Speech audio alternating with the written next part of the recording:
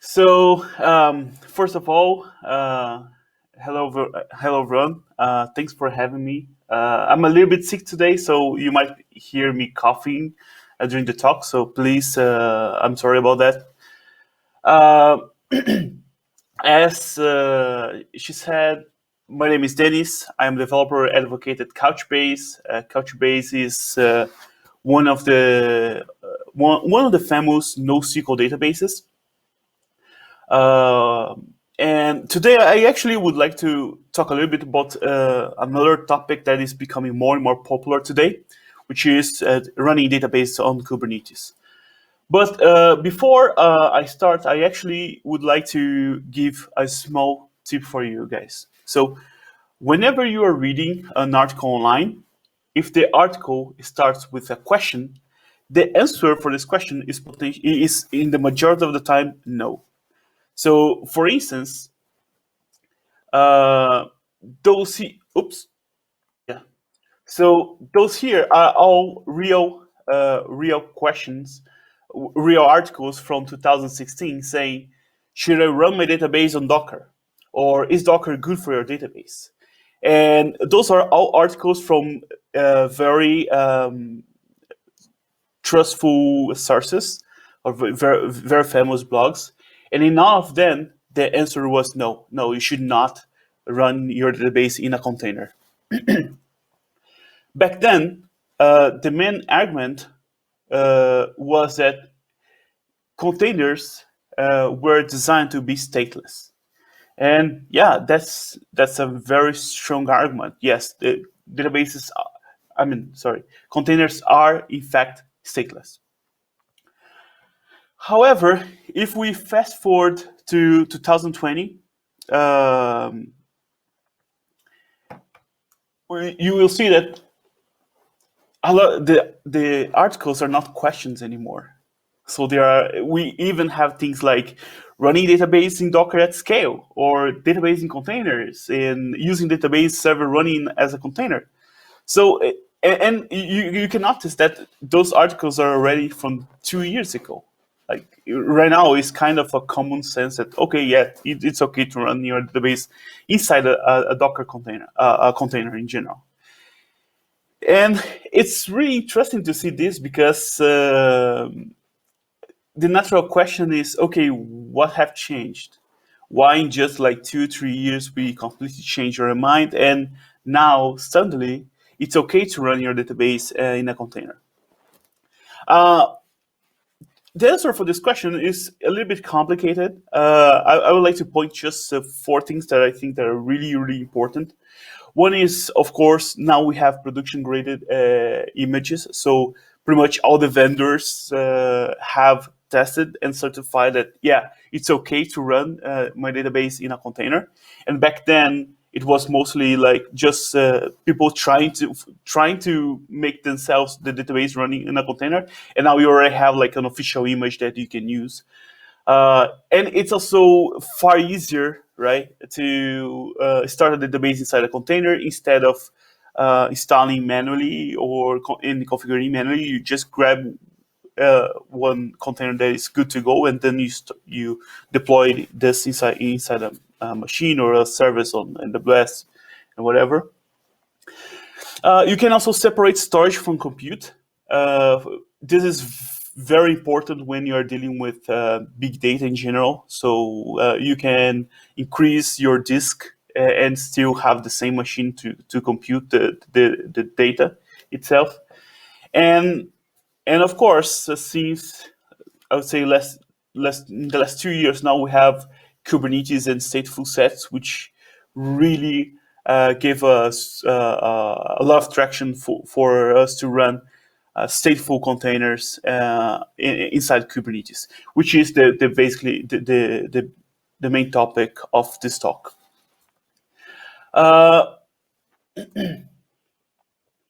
So one of the problems with databases in general is because databases are highly configurable pieces of software, and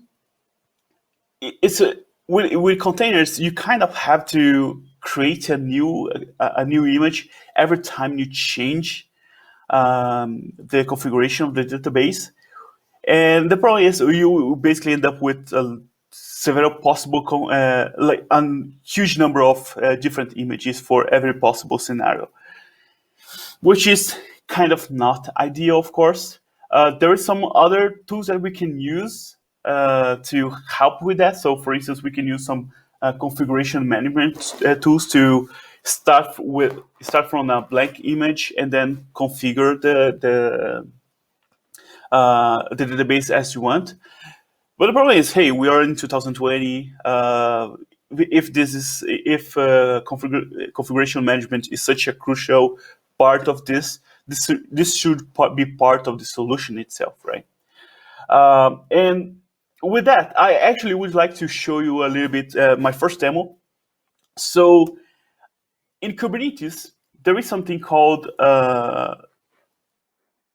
custom resource definitions. So custom resource definitions allow you to specify a type, a new type for Kubernetes. So Kubernetes already have some of the default types, let's say deployment or service, but you can specify a new type and say, hey, Kubernetes, now you know that this type exists, right? In this case, I have I'm creating a new type here called to do. And this is just the specification. There's nothing super special here. This is very similar to create a table in a database. That's very much what I'm doing here. So I can come to Kubernetes here. Here I have a simple. So I have 3 nodes running on AWS here. And then what I can do here is to run kube control create -f, and then to do custom research definition. So to do CRD. So now Kubernetes know that, okay, there is a type called to do. And what I can do now is to insert data inside this new custom resource definition. So here I'm adding a new type to do, and then just say, hey, I have to buy milk in this state here. So I can run kube control, create -f, to do.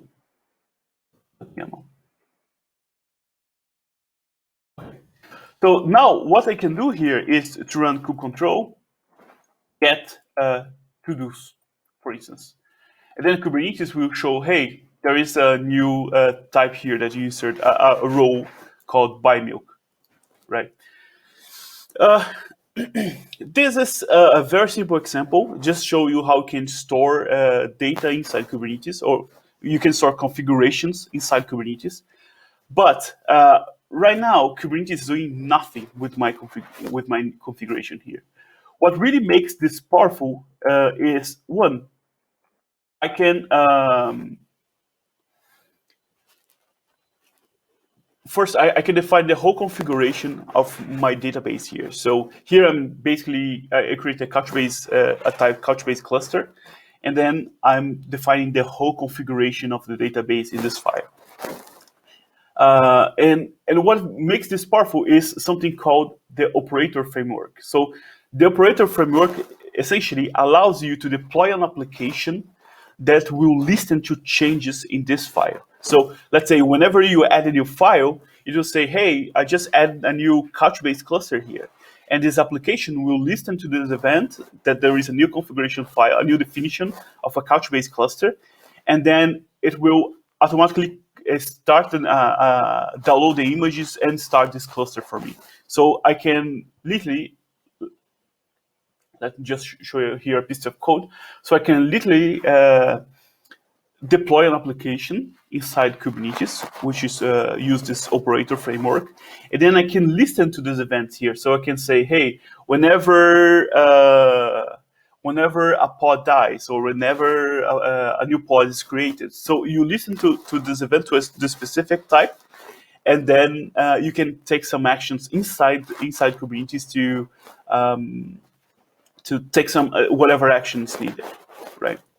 And this makes everything really this essentially gives a lot of extensibility to Kubernetes, and you can actually create something. You can automate a lot of stuff. So when you create your own operator, you can put a lot of knowledge that you have about this specific piece of software to automate some actions. So, for instance, you can say, okay, whenever a database, if I lose a node of a database, I can Kubernetes will bring this node back, but the operator will listen that, okay, there is a new MySQL node here, or there is a new Couchbase node here. So let me join this node to the cluster and rebalance data, for instance.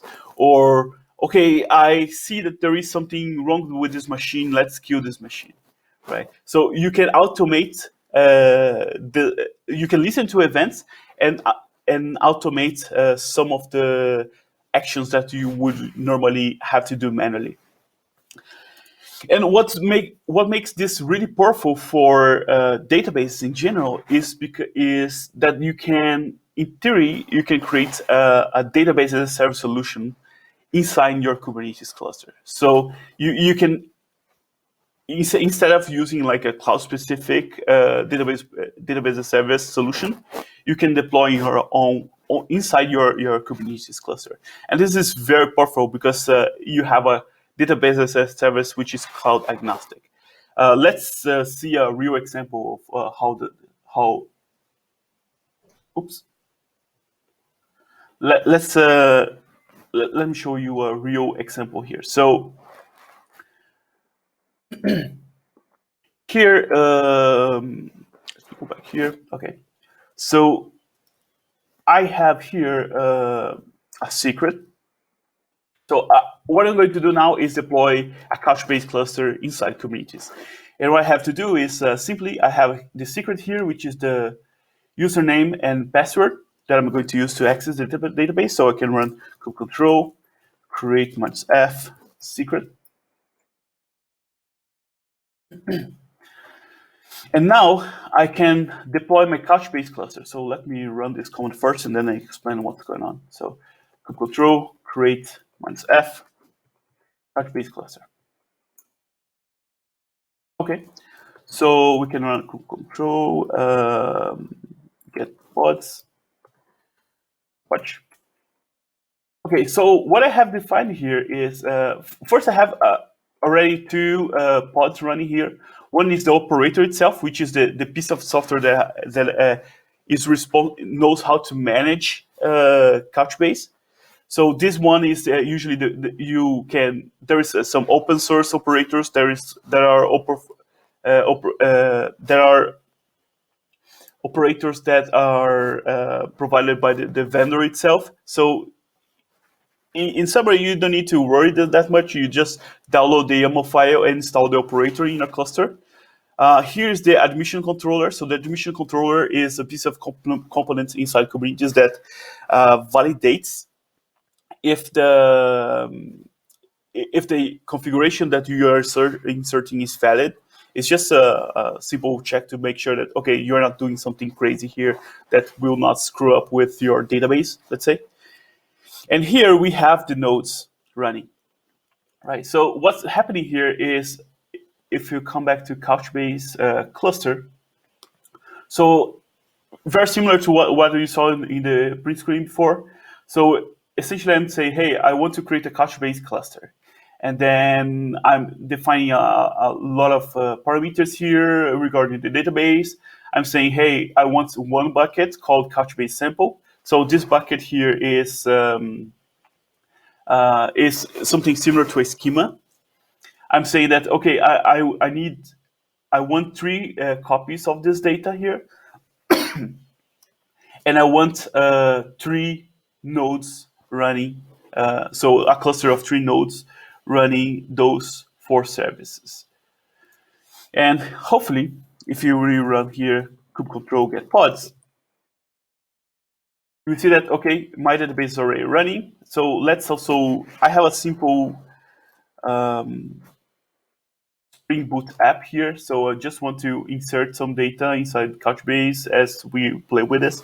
So let's run control create -f Spring Boot app secret. Then, so this application will just insert data inside the database. So just generate some data. And now, if I come back here and I can forward the port to my machine here with port forward. And now I'm forwarding the port 8091 to my machine. So if I come back here and open localhost 891. So this is the web console that Couchbase has by default. So whenever you install Couchbase, you can just manage the database directly from the web console. So administrator and then password. And here we can see that, okay, yes, we do have 3 servers. And if you go to buckets, we see that, okay, our application is already inserting data inside the database. So our application and database are deployed. And the cool thing here is, it doesn't matter where you are running, the step will be essentially the same. And this is kind of a self-healing mechanism that we have in Kubernetes, of course. But what is super cool here is I can actually come here to the buckets and say, okay, let's add a new bucket or a new schema. And then let's say test. Right, so let's wait for the bucket to be ready. And then you see that the bucket disappeared. And the reason why this happened is because the YAML file is actually the single source of truth. So whenever the operator see that, okay, you did something in the interface that's not configured here, so I will roll back this change. And this is really powerful because it guarantees that, okay, what you're seeing here is actually the exact configuration of the database. Another thing that I can do here, so we have some data here, but I can, let's do something that makes everybody crazy here. Let me queue one of the nodes. So we have here 3 nodes, right? And then we will just lose one of them. So I can do control, delete pod, cb example 0002. Okay, so we just lost a node here. So by default, Kubernetes, we have specified that we want 3 nodes, right? So Kubernetes will bring this node back, of course, because that's the whole how the internal mechanism of Kubernetes works. But databases are stateful applications. So when you are dealing with databases, it's not just a matter of bringing the container back. You still need to join the node to the cluster and do all the checks to make sure that, okay, that's I have the cluster now in a healthy state, and then trigger data rebalancing to copy some of the data that we have to this from the 2 nodes to the new one. And that's exactly what happened here. So Kubernetes brought the node back. So you can see here, control get pods. Now we have CB example 003, and the operator noticed that there is a new node, and then he's moving some of the data from those 2 nodes to the new one. So we just lost a database, a node in the database, and we didn't have to do any action at all. So we have a self-healing system here, which is really powerful because it can automate most of the problems that we have with databases in general. Of course, I can also come here and say, okay, guess what? I want to scale out my database. I want to scale. So instead of 3 nodes, I want 4 nodes now. And all I have to do here is to come back here and say kubectl replace F couchbase cluster. And then it will, as soon as it finishes to rebalance here, which is should finish in like 1 or 2 minutes, it will start scaling up the database.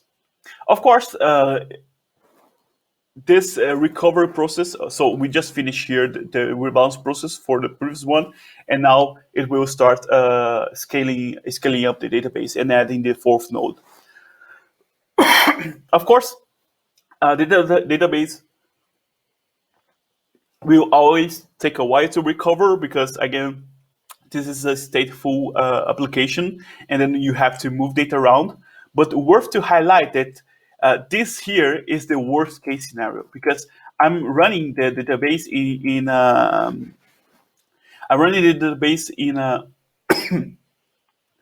using ephemeral storage. So when I lose a pod, I lose the whole data in it.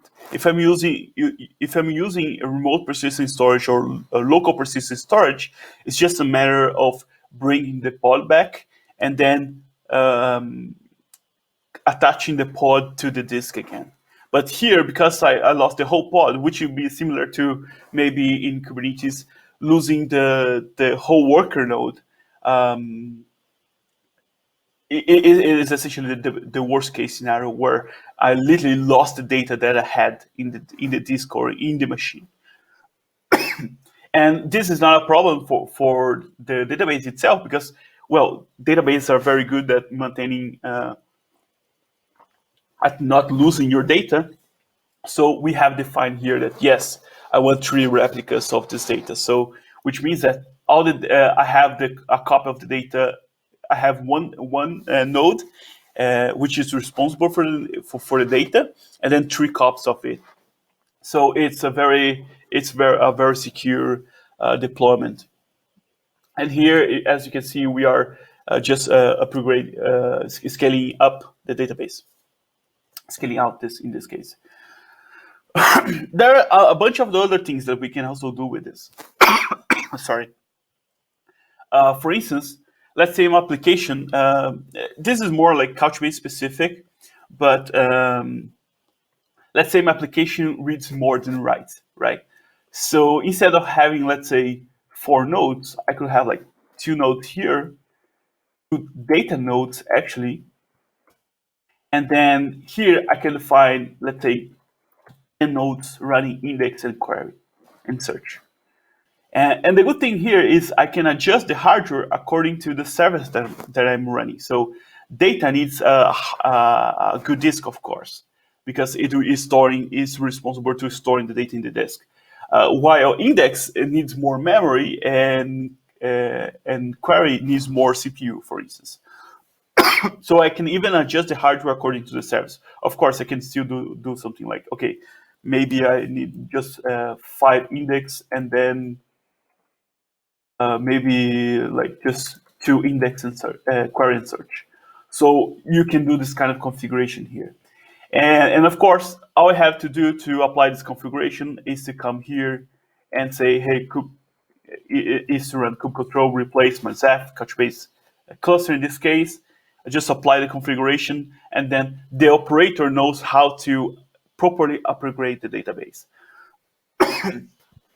Same thing here is I can come back here and say, you know what, this is a very already old version of Couchbase.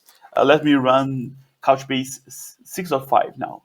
And then you apply the configuration, and again, the operator knows how to upgrade the database. And if something fails, the operator also knows how to roll back the database. And this is really pretty much what we need, right? You have a database that is mostly self-managed, and all you need to care about is how do I create the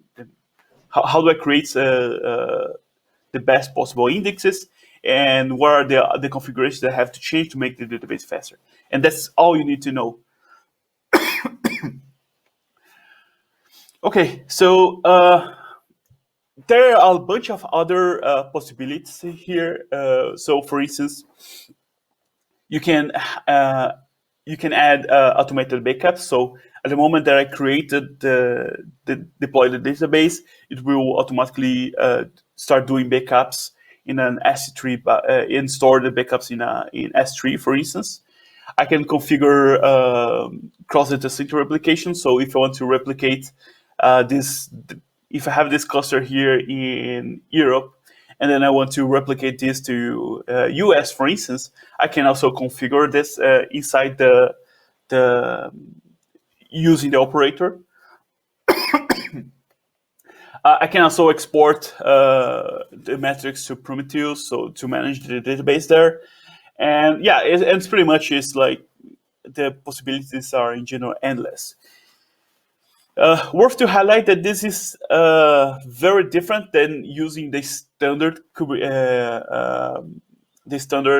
resources that Kubernetes offers you. So here, for instance, I'm just deploying MySQL, but I'm using all the standard kinds. So I have just deployment and service here, and this is not.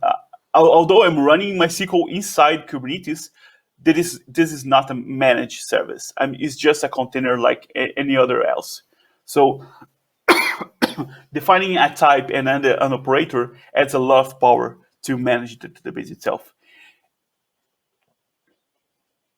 And yeah, Couchbase is not the only one that has an operator. Now, to be honest, pretty much every single database has an operator to that you can use on Kubernetes. This one is made by Press Labs, and you can see that it's pretty much the same thing. Like you can deploy MySQL in Kubernetes. You have like all the configurations to scale up, scale down, scale out the database. You have out of the box backups, and then well, pretty much all the basic, all the most common operations that a DBA would have to do to manage the database, they are already provided with the operator. So the only thing here is, okay, which operator should I use? So for MySQL, we have a bunch of open source ones, same for Postgres, or sometimes the vendor itself, the database already provides an operator for you. Deploy an operator is pretty much running. You download a YAML file and then you just apply in your Kubernetes cluster. So it's not a big deal. Sorry. We also have to talk a little bit about, okay, when should I run my, now that this is cool, but when should I run my database as a service versus database on Kubernetes itself? Well, I would say that the deep bash in general is super easy. So it's you have next to no friction to start. All you have to do is to go to the cloud provider and then create a new managed database. In general, if you don't have a lot of data, it's really cheap monthly. So potentially for small applications, using AWS might be a better solution. In general, it kind of lacks some flexibility because you just have to use what the cloud provider offers, and quite often they don't allow you to do small changes in the configuration, and the performance the performance in general is very limited. So it's quite often hard to boost the performance of the application other than just increasing the number of reads. Or like there is each cloud provider, in fact, that have different configurations on how to boost your database, but it's really quite often this is very limited because, well, they're managing this in the back in the under the hood, and they won't allow you to change a lot of configurations. While running database on Kubernetes, it still requires some knowledge. So you will need to first understand how to manage storage in general. So you need to understand persistent volume claims and all the stuff. It will give you roughly the same flexibility that you have with bare metal. The operators can automate, of course, most of the work. Probably you still have more work to do than just when you are using a database as a service. Uh, it's very good when you need when you have a really large number of nodes. So, for instance, Couchbase is super highly scalable, and we have clients running Couchbase clusters with 100 nodes. And when you have like one single database with 100 nodes, it's super complex to manage this manually, right? So that's why we were one of the first companies working on releasing an operator, because this was a real problem for us. Because when you have a 100 nodes cluster, pretty much every month one of the nodes will fail, and then you have to take some action there to back to bring this node back to a healthy state. And I would say that this database on Kubernetes will potentially be the default option in the near future. So potentially, I would say that we will be in potentially 2 years. We will be between, okay, should I run as the best, or should I run on Kubernetes? Running by yourself will not even be an option anymore. But still, there is still some stuff that we need to fix on Kubernetes to make it simple. Right now, if you don't have a good knowledge of Kubernetes itself, I would say that it might be a little bit challenging, especially with containers and moving all your stuff to Kubernetes itself. Another cool thing here is, guess what? This is exactly so Couchbase has Couchbase Cloud, right? Which is our database as a service offer. And what we are running in the Couchbase in the database as a service cloud is the operator. So the only difference here when you are running the operator is, okay, you are running the operator, but we are managing this, or you are running the operator, but you are managing this. So it's essentially the same operator, but running on the cloud instead of inside your infrastructure.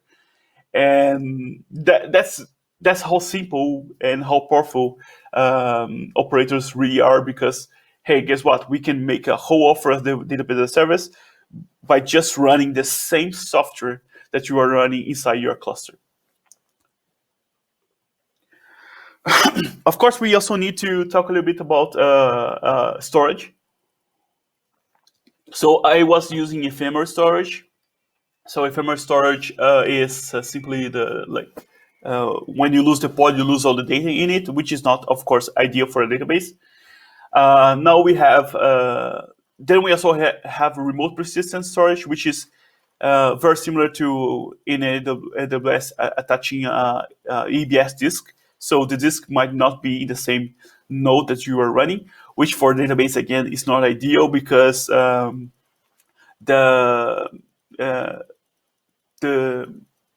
time to the traffic, the latency of the data might compromise in some extent the performance of the database.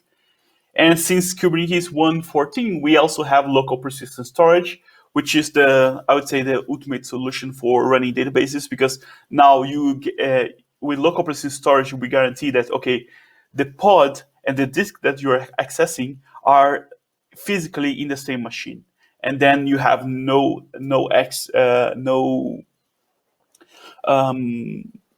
you minimize the impacts of this whole abstraction, and also minimize latency.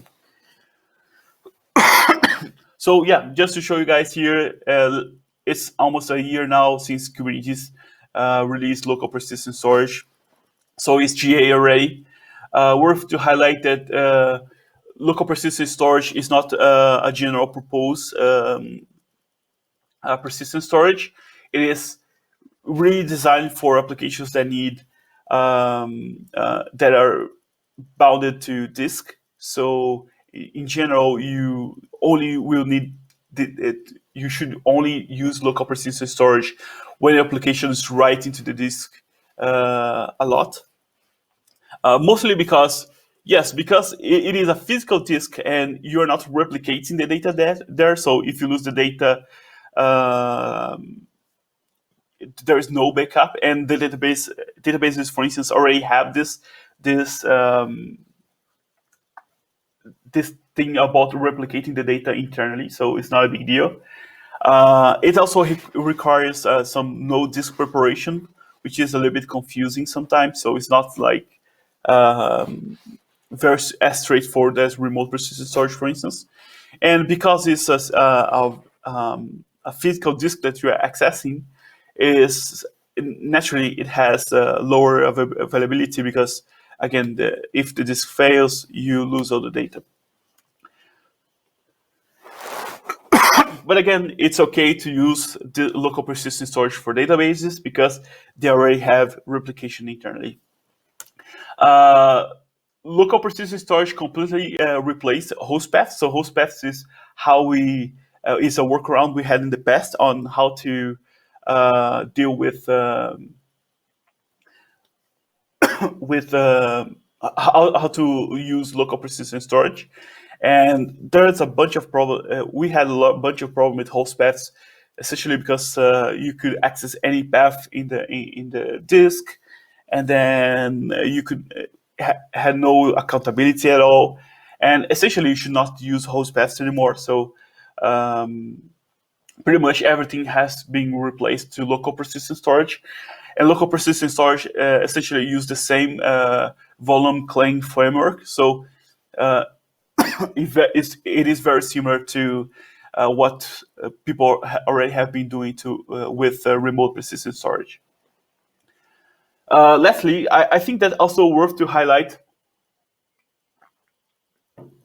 a little bit about performance here. So there is this famous benchmark called Yahoo Cloud Serving Benchmark, which have like a different kind of workloads to try to understand how the database behaves in different scenarios. And what we notice is, in general, at least Couchbase, it might have some performance decrease when you're running on Kubernetes. I mean, this should be the same for every single database, just because you have more abstraction layers. So we expect that every single database should have nearly the same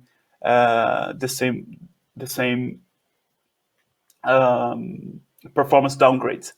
Of course, it kind of depends of which kind of workload you are running. So, for instance, this workload A here, which is a mix of 50 writes, 50 reads, there is no difference at all. While when you are making short ranges of queries instead of individual records, yes, we do notice like up to 10% in performance downgrade. So here are here are some of the benchmarks. So you see that here we have minus 1%. Here performance downgrade. Here for some reason the container was even faster. Running on a container was even faster than in a bare metal machine. And then you can see in this specific workload we have up to 10% performance downgrade. And then finally, in this workload E here, up to minus 3% performance downgrade. So it's really important to highlight this because if you're expecting, if you're already running something, if you're already running the database in bare metal and you want to migrate to Kubernetes, for instance, it's really important to make sure that you add more CPU, you add more disk, or in some cases, even add an extra node to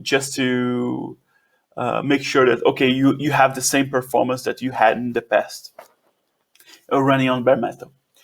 Of course, again, operators is now a big thing. So we have this operator hub. where you can find any kind of operators, not just for databases. Let's say you have, I don't know, Elasticsearch or any other sort of application that you can deploy on Kubernetes. You can deploy an operator to manage this application for you. So you can just go to Operator Hub and then install all the operators that they have there. And again, operators is a very big topic, and database in Kubernetes in general is a very hot topic in the database world because, having self-managed stateful containers is the holy grail, right? So this is the most complicated piece of software to manage, and those are actually old talks already. But now we have, if you go to KubeCon, there's a bunch of talks on how they how they build operators to manage the database on containers. But those two were pretty much the first ones to be published. And I like to share them because at least you can see, hey, what they are thinking back then, and then what's the current state right now. That's essentially what I have. I hope you guys enjoyed. And if you have any questions, feel free to ask. Thank you very much.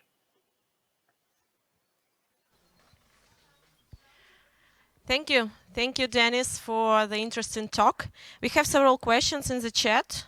So first one is how to provide fast input-output volumes for persistence and how to backup cluster.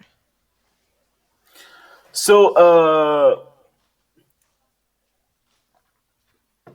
that depends a little bit of the cloud provider you are running. So pretty much every single, so the cloud providers have different options, of course, for storage.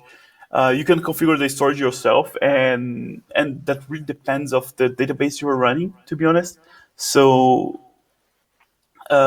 each database has a slightly different